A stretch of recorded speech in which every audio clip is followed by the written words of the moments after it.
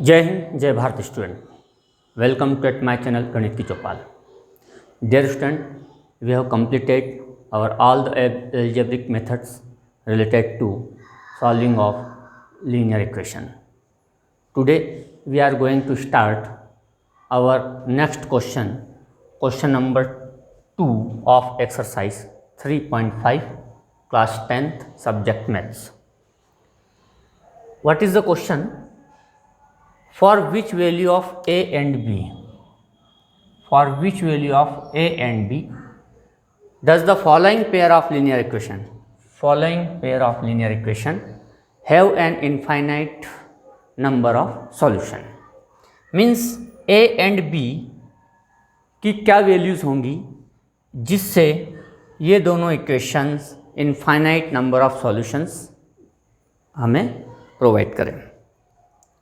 अब हमने यहाँ पर सबसे पहले क्या किया कि यहाँ पर a1 a2 a1 b1 c1 a2 b2 c2 find out कर लिए। a1 b1 c1 a2 b2 c2 क्योंकि हम रेशियोज फाइंड करेंगे। अब हमें उसने कहा है कि इनफाइनाइट नंबर ऑफ सॉल्यूशंस इसके हमें प्रोवाइड हो, ऐसी वैल्यूज फाइंड करना ए एंड बी की।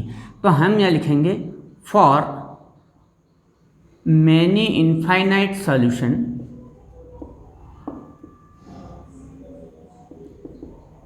इसके लिए क्या कंडीशन है? तो फॉर मैनी इनफाइनाइट सॉल्यूशन के लिए जो सिचुएशन है वो है a1 upon a2 is equal to b1 upon b2 is equal to c1 upon c2।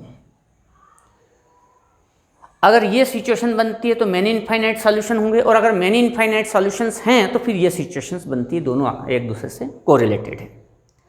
अब ये a1 is equal to 2 means 2 a2 a minus b,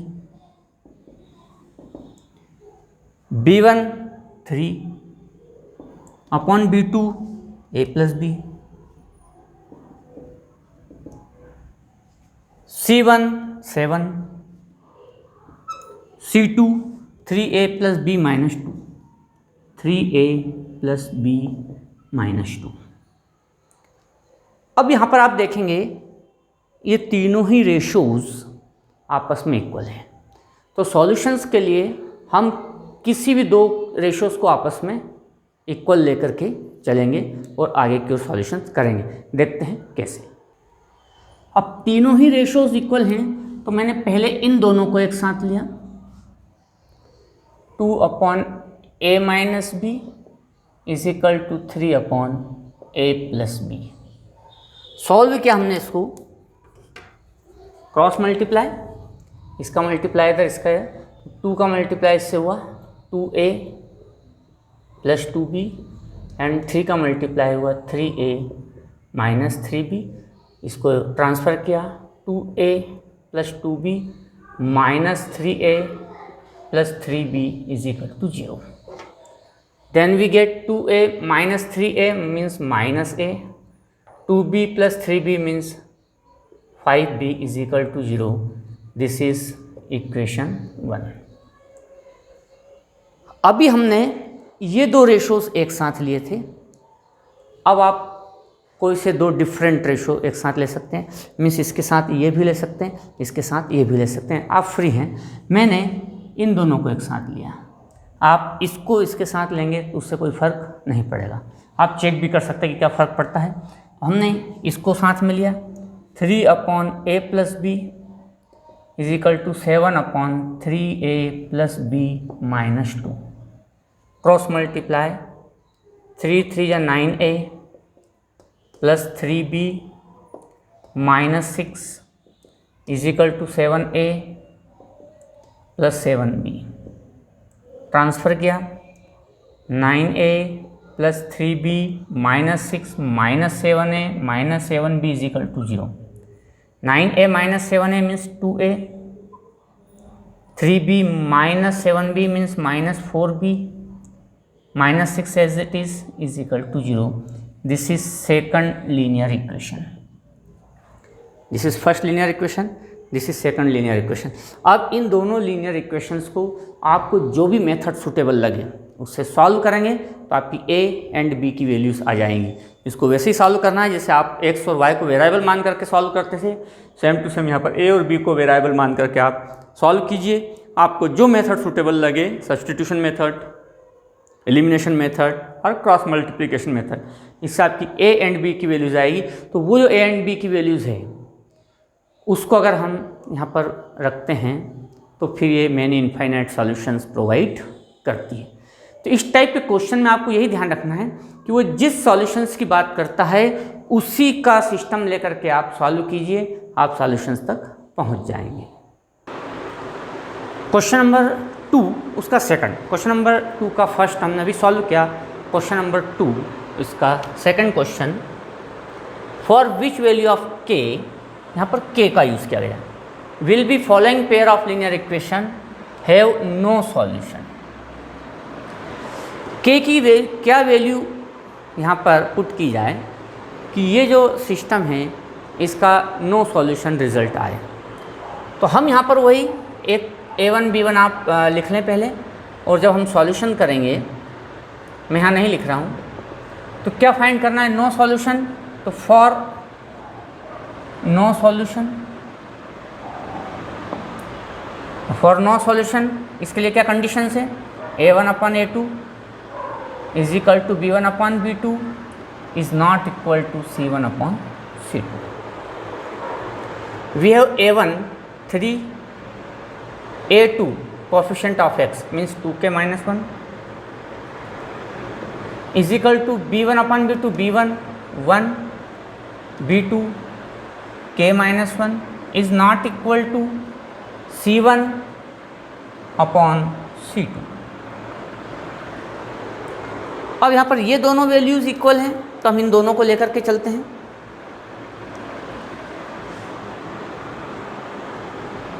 three upon 2k - 1 is equal to 1/k - 1, cross multiply 3k -3 2k - 1। Variables के terms को एक side लाएं, 3k -2k is equal to -1 -3 transfer हुआ +3, 3k - 2k means k is equal to 2। k की place पर अगर 2 रख दिया जाए तो फिर ये नो सॉल्यूशंस इसका सॉल्व होगा। तो इस तरह से हम इन क्वेश्चंस को सॉल्व कर सकते हैं। नेक्स्ट क्वेश्चन है क्वेश्चन नंबर 3।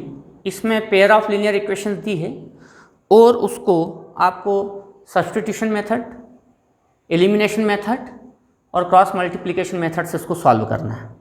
तो इस क्वेश्चन को आप लोग सॉल्व करें, क्वेश्चन नंबर 3। आइए हम क्वेश्चन नंबर 4 के कुछ क्वेश्चन सॉल्व करते हैं।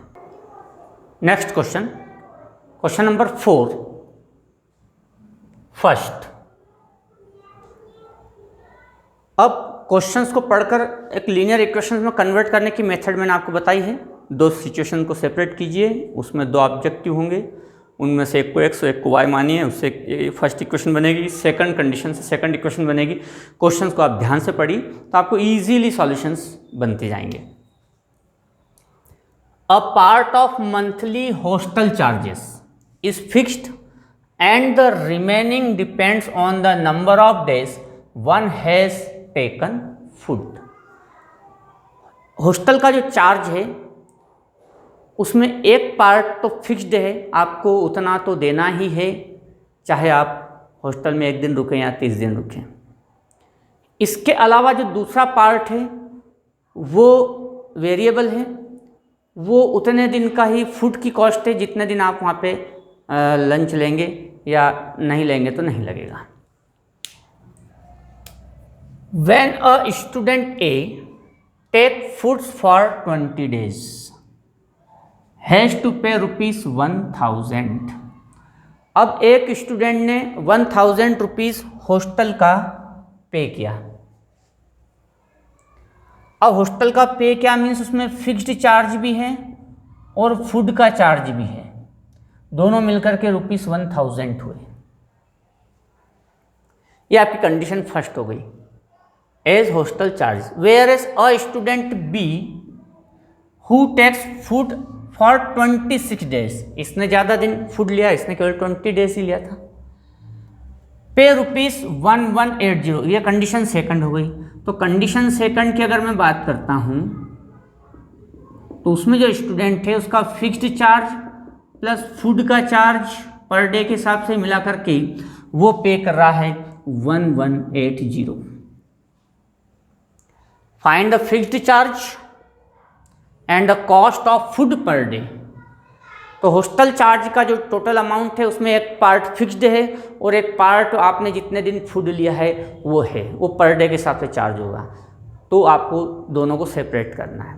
तो कंडीशन फर्स्ट में जो स्टूडेंट ए है वो 20 डेज फूड वहाँ से हॉस्टल में यूज़ करता है।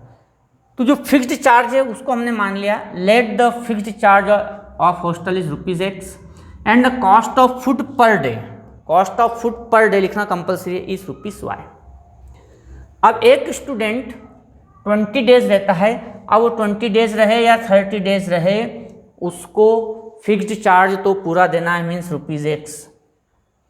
लेकिन फूड चार्ज पर डे है तो 20 डेज के हिसाब से हो गया 20Y और दोनों मिलाकर के उसने ₹1000 पे किया। ये हो गया आपकी इक्वेशन फर्स्ट।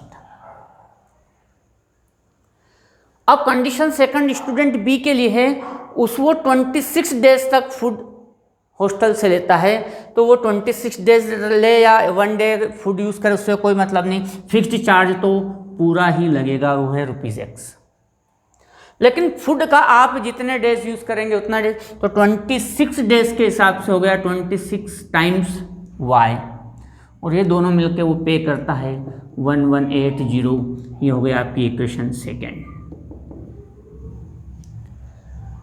अब आप इन दोनों इक्वेशंस को जो मेथड आपको सूटेबल लगती है उससे सॉल्व करें।